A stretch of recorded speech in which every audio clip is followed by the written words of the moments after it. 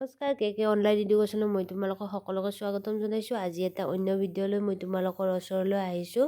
Class 10ৰ সমাজ অধ্যয়নৰ ইতিহাস বিভাগৰ এটা বিষয় হৈছে দ্বিতীয় অধ্যায় হৈছে মহাত্মা গান্ধী আৰু ভাৰতৰ স্বাধীনতা সংগ্ৰাম।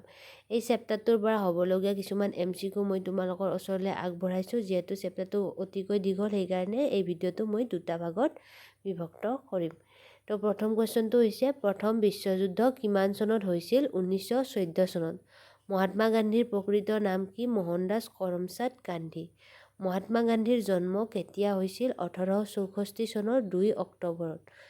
ইণ্ডিয়ান অপিনিয়ন বাতৰি কাকতখন কোনে উলিয়াইছিল? মহাত্মা গান্ধী। নেক্সট কুৱেশ্যন আছে গান্ধীজীয়ে প্ৰথমতে ক'ত সত্যাগ্ৰহ শব্দটো ব্যৱহাৰ কৰিছিল? দক্ষিণ আফ্ৰিকাত। কিমান চনত গান্ধীজীয়ে ইংলেণ্ডৰ পৰা ভাৰতলৈ আহিছিল? 1915 চনত। কিমান চনত ৰাওলাট আইন প্ৰণয়ন কৰিছিল? 1919 চনত। কোনজন গভৰ্ণৰ জেনেৰেলৰ দিনত ৰাওলাট আইন অনুসন্ধান কৰিবলৈ আয়োগ গঠন কৰিছিল? লৰ্ড চেমছফৰ্ডৰ দিনত। নেক্সট কুৱেশ্যন আছে 9 নম্বৰ কুৱেশ্যন সত্যাগ্ৰহ বা অহিংসা আন্দোলন কেতিয়া আৰম্ভ হয়? 1919 চনত। ব্ৰিটিছ চৰকাৰে প্ৰদান কৰা নাইট উপাধি কোনে পৰিত্যাগ কৰিছিল? ৰবীন্দ্ৰনাথ ঠাকুৰ। কাৰ নেতৃত্বত ভাৰতত খিলাফত আন্দোলনৰ সূচনা হৈছিল? মৌলানা শৌকত আলী আৰু মহম্মদ আলী।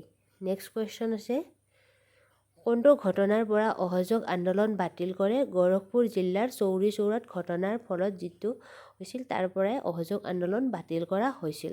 অসহযোগ আন্দোলন কিমান চনলৈকে চলিছিল? 1920ৰ পৰা 1922লৈকে। অসহযোগ আন্দোলন কিমান তাৰিখে অন্ত পৰিছিল? 12 ফেব্ৰুৱাৰী। তোমালোকে চনৰ লগত তাৰিখবিলাকো মনত ৰাখিবা কাৰণ চনটোতো সকলোৰে মনত থাকে কিন্তু তাৰিখটো মনত নাথাকে আৰু।